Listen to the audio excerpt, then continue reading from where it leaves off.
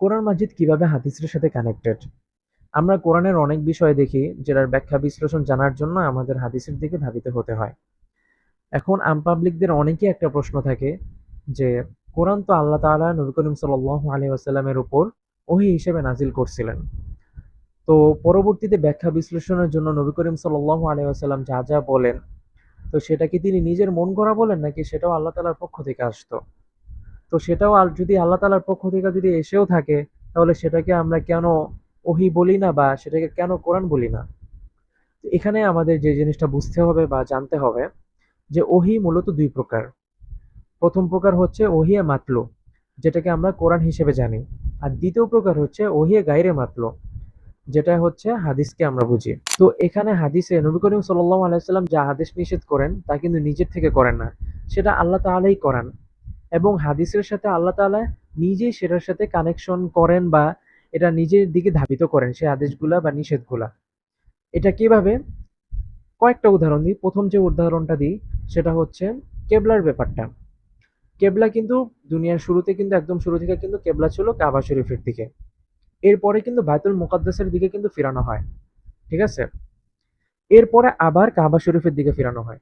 তো এখানে হচ্ছে কথাটা যে তৃতীয়বারে যখন মক্কা শরীফের দিকে যখন কেবলা ঘোরানো হয়, তখন এই কথাটাই কিন্তু উল্লেখ রয়েছে সূরা বাকারায় যে ফাওয়াল্লি ওয়াজহাকা শাতরাল মসজিদুল হারাম। আল্লাহ তাআলা নবীজিকে বলতেছেন যে আপনি আপনার চেহারাকে মসজিদে হারামের দিকে ফিরান।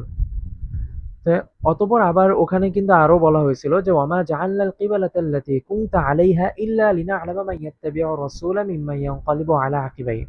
যে আপনি এতদিন যাবৎ যেখানে ফিরে নামাজ আদায় করতেছিলেন কেবলার দিকে, এখানে কিন্তু বাইতুল মুকাদ্দাস কিন্তু একবারও কিন্তু উল্লেখ করেননি আল্লাহ তাআলা। ঠিক আছে? বলতেছিলেন যে কি আপনি এতদিন যেখানে ফিরে নামাজ আদায় মানে বাইতুল মুকাদ্দাসই। ঠিক আছে? এখানে কিন্তু এটাই বোঝা যায়। তো এখন আপনি ওই ইয়াতে ফাওয়াল্লি ওয়াজহাকা শাতরাল মসজিদুল হারাম, আপনি মসজিদ হারামের দিকে চেহারা ঘুরান। তো আপনি এতদিন যাবৎ যেখানে ফিরে নামাজ আদায় করছিলেন চেহারা ঘুরিয়ে, সেটা আমি এই জন্য করেছিলাম যে আমি দেখতে চেয়েছিলাম যে কে আপনার অনুসরণ করে এবং কে আপনার পিছনে ফিরে চলে যায়। তো মূলত বাইতুল মুকাদ্দাসের দিকে ফিরে নামাজ যে আদায় করার নির্দেশ দেওয়া হয়েছিল সেটা আল্লাহ তাআলা একটা পরীক্ষা স্বরূপ একটা পরীক্ষা নিয়েছিলেন। তো এখানে আমাদের এটা জানতে হবে যে আপনি কোরআন শরীফের কোথাও পাবেন না যে আল্লাহ তাআলা বাইতুল মুকাদ্দাসের দিকে ফিরে নামাজ আদায় মানে করার জন্য নির্দেশ দিয়েছিলেন। মানে কোরআন শরীফে আপনি শুধু এখানেই পাবেন যেটা বাকারায় আল্লাহ তাআলা বলছেন যে ফাওয়াল্লি ওয়াজহাকা শাতরাল মসজিদুল হারাম। আপনি আপনার চেহারাকে মসজিদ হারামের দিকে ফিরান, কেবলাকে সেদিকে ফিরান। তাহলে মানে এটার কথা দ্বারা মানে কি বুঝাইলো? ফিরান মানে কি? তো আগে একটা কেবলা ছিল। তো সেই কেবলাটা কোন দিকে? সেটা বাইতুল মুকাদ্দাসের দিকে। তো সেটাও আমরা কিভাবে বুঝি যে ওয়ামা জাআলনাল কিবলাতাল্লাতী কুনতা আলাইহা। তো আমি যে কেবলাটা দিয়েছিলাম আপনি এতদিন যাবৎ যেখানে ফিরে নামাজ আদায় করছিলেন। তো তার মানে কি? ওয়ামা জাআলনাল কিবালা কুনতা আলাইহা। তো এখানে তো এটাও স্পষ্ট যে এর আগে আমি একটা কেবলা নির্ধারণ করে দিয়েছিলাম। তো সেই কেবলা কোনটা? তো বাইতুল মুকাদ্দাস এখানে কিন্তু আল্লাহ তাআলা কিন্তু উল্লেখ করেন নাই। তো এই বাইতুল মুকাদ্দাসের কথা আপনি কোরআন শরীফের কোথাও পাবেন না যে আল্লাহ তাআলা বলছেন যে সেদিকে ফিরে নামাজ আদায় করার কথা। তো সেটা আপনি কোথায় পাবেন? সেটা আপনি হাদিসের দিকে পাবেন। এটাই হচ্ছে কথা।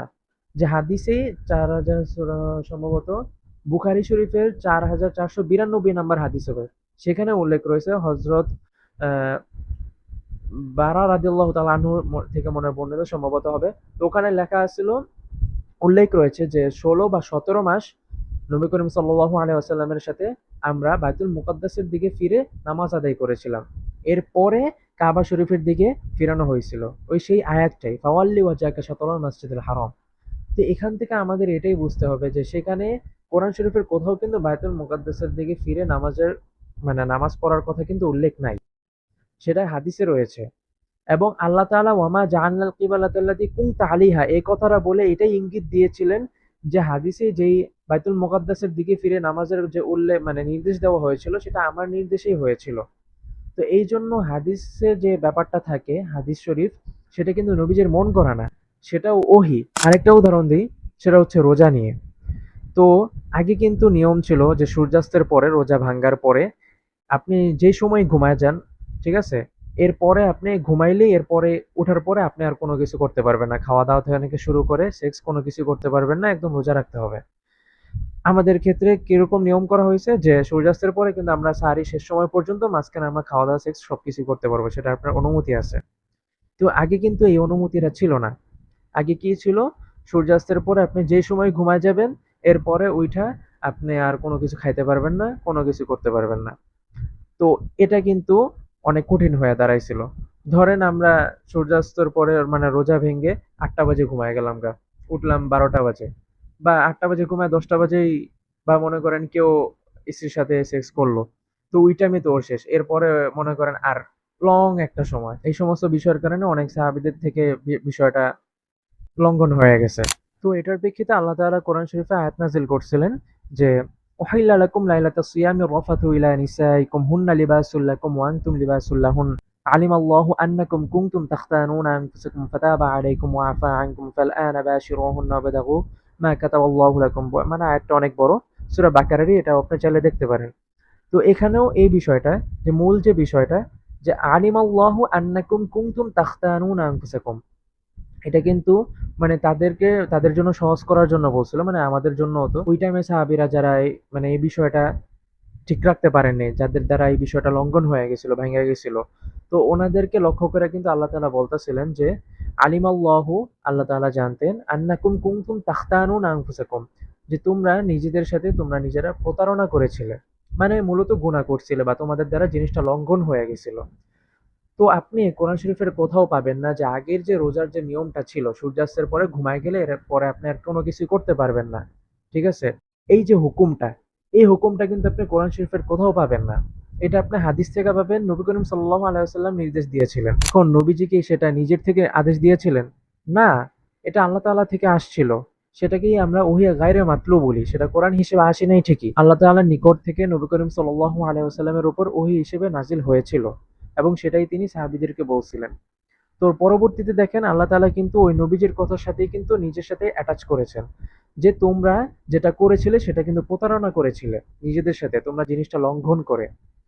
তো এখন নবীজি যদি সেটা বানায় বলতেন তাহলে কি মানে সাহাবীদেরকে কি বলতেন যে তোমরা নিজেদের সাথে প্রতারণা করছিলে? অবশ্যই না। তো এখান থেকে তো এটাই বোঝা যায় যে সেটাও আল্লাহ তাআলার পক্ষ থেকেই হয়েছিল। তো নবীজি নিজের থেকে কোনো কিছু বলেননি। তো এরকম আরো অনেক ঘটনা আছে যেগুলা মানে সরাসরি আল্লাহ তাআলা একদম মানে বুঝাই দিছেন যে এগুলা একদম পুরা ডাইরেক্ট নবীজির সাথে কানেক্টেড। মানে নবীজির কথার সাথে তিনি মানে এক প্রকার তাল মিলায় মানে বুঝাই দিছেন যে এটা আমার নবীর হাদিস, আমার রসুলের হাদিস, তোমরা এগুলা মান্য করো, এগুলা আমাদের বুঝে নিতে হবে। তো এরকম আরো অনেক জায়গা আছে হিসাব ছাড়া। এরকম ধরেন বদর যুদ্ধের কাহিনী আছে যে ওয়াইদি আহাদুকুমুল্লাহু ইহদা তাইফাতাইনি, তারপরে মা কতাআতুম মিন লিনাতিন আও তারাকতুমুহা ওয়া আনজালনা ইলাইকা যিকরা লিতুবাইয়িনা লিন-নাস। এখানে মানে সব প্রত্যেকটা জায়গায় যে নবীজির কথার সাথে আল্লাহ তাআলা নিজেকে নিজের কথাটাকে অ্যাটাচ করেছেন, একসাথে করছেন। যে এটা মানে নবীজির কথাটাকে সমর্থন দিয়েছেন। মানে বুঝাই দিয়েছেন যে না, নবীজির হাদিসটা যেটা, এটা নবীজির নিজের বানানো না। এটা আল্লাহ তাআলার পক্ষ থেকে। তো এজন্য আমরা জিনিস জানবো, বুঝবো।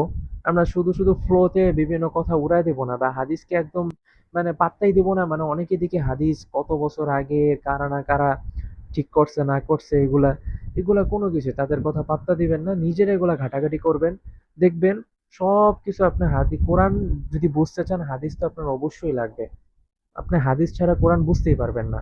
কারণ হাদিস ব্যতীত কোরআন বোঝা এবং কোরআনের নিয়ম অনুযায়ী চলা, জীবন অনুসরণ করা, তারপরে কোরআন অনুযায়ী বিধিবিধান মানা, শরিয়া আইন মানা, এগুলা আপনার হাদিস ব্যতীত কোনোভাবেই সম্ভব না।